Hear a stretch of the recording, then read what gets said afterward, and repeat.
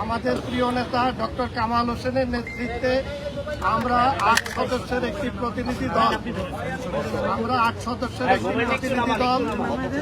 আমরা প্রধান উপদেষ্টা ডক্টর মোহাম্মদ ইউনূস তার সঙ্গে আমরা দেখা করেছি। আমরা গণফোরামের পক্ষ থেকে যৌক্তিক দাবি নিয়ে বর্তমান অন্তর্বর্তীকালীন সরকারের কাছে 21টি দাবি উত্থাপন করেছি।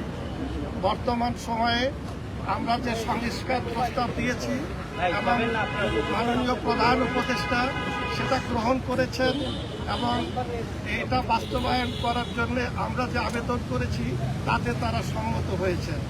আপনারা জানেন যে গত 16 বছর বাংলাদেশে একটি স্বৈর শাসনের মাধ্যমে গণতান্ত্রিক সকল প্রতিষ্ঠানগুলো ধ্বংস হয়ে গিয়েছিল এবং সেখানে দলীয়করণের মাধ্যমে সেই প্রতিষ্ঠানগুলোর কোনো অস্তিত্ব ছিল না।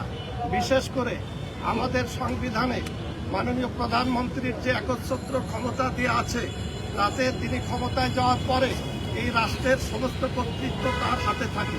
আমরা জানিয়েছি যে ক্ষমতার ভারসাম্য আনতে হবে, সেই জন্য প্রধানমন্ত্রী এবং রাষ্ট্রপতির মধ্যে ক্ষমতার ভারসাম্য এটা বজায় রাখতে হবে। পাশাপাশি যে তত্ত্বাবধায়ক সরকারের জন্য আমরা আন্দোলন করেছিলাম, বুকে রক্ত দিয়ে অনেকেই এই তত্ত্বাবধায়ক সরকার সংবিধানে প্রতিষ্ঠিত করেছিল, কিন্তু বিগত সময়ে শেখ হাসিনার নেতৃত্বে সরকার সেই তত্ত্বাবধায়ক সরকার বাতিল করে দেয়। আমরা দেখেছি বিগত নির্বাচনগুলো একদলীয়ভাবে কখনো রাতে ভোট করা হয়েছে, কখনো প্রশাসন দিয়ে একতরফা নির্বাচন এবং বিতর্কিত নির্বাচনের মাধ্যমে ক্ষমতায় থাকা হয়েছে। সংবিধানের জনগণকে যে মৌলিক অধিকার দেওয়া হয়েছে যে রাষ্ট্রের মালিক জনগণ এবং ভোটাধিকারের মাধ্যমে সে রাষ্ট্রীয় ক্ষমতায় যাবে, সেই অধিকারকে কেড়ে নেওয়া হয়েছিল। সেই জন্য আজকে আমরা মাননীয় প্রধান উপদেষ্টার কাছে বলেছি যে আপনি অবশ্যই এই সংবিধানে তত্ত্বাবধায়ক সরকার ব্যবস্থা প্রতিষ্ঠার উদ্যোগ নেবেন, কারণ আপনি কোনো দলের সমর্থনে ক্ষমতায় আসেন নাই। ছাত্র জনতার বিপ্লবের মাধ্যমে সারা বাংলাদেশের মানুষ আপনাকে এই ক্ষমতায় অধিষ্ঠিত করেছে এবং আমাদের এই কথাগুলো তিনি গ্রহণ করেছেন। বাংলাদেশে আপনারা দেখেছেন যে এই দেশের সম্পদ লক্ষ লক্ষ কোটি টাকা যেভাবে পাচার করা হয়েছে, সেটা নিয়ে আমাদের প্রিয় নেতা ডক্টর কামাল হোসেন সবসময় সোচ্চার ছিলেন, কিন্তু সেই সরকার সেগুলো আমলে নেয় নাই।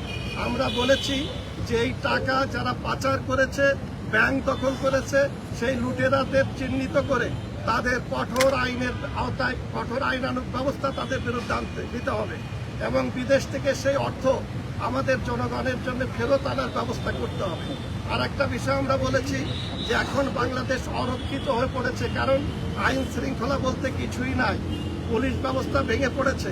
আমরা 5 তারিখ পর্যন্ত যে আন্দোলনের মাধ্যমে সরকার পুলিশকে ব্যবহার করে যে নির্লজ্জভাবে সহস্রাধিক মানুষকে তারা শহীদ করেছে, হত্যা করেছে, পাশাপাশি হাজার হাজার মানুষ ছাত্র জনতা তারা আহত হয়েছে।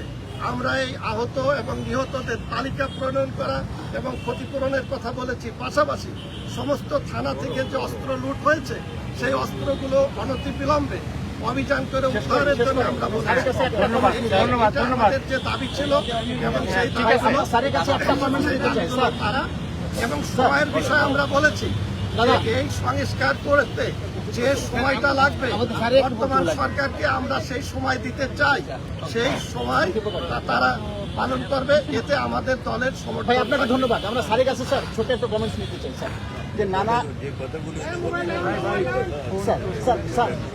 স্যার ছোট একটা কমেন্টস পেতে চাই আপনার, সেগুলো স্যার যে সংবিধান পরিবর্তনের এখন অনেক দাবি উঠেছে, সংবিধান পরিবর্তন এখন এটি সময়ের দাবি কিনা আপনি মনে করেন স্যার?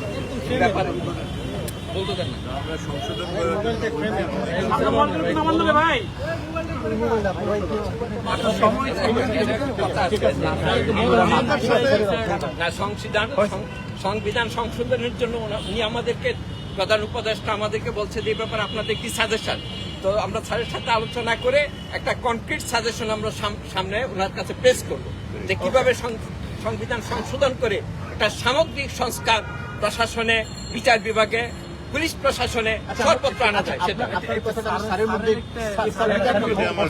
স্যার আপনি যদি একটু বলতে পারেন বলে দেন। টেলিভিশনের জন্য আপনার বক্তব্যটা একটু দরকার।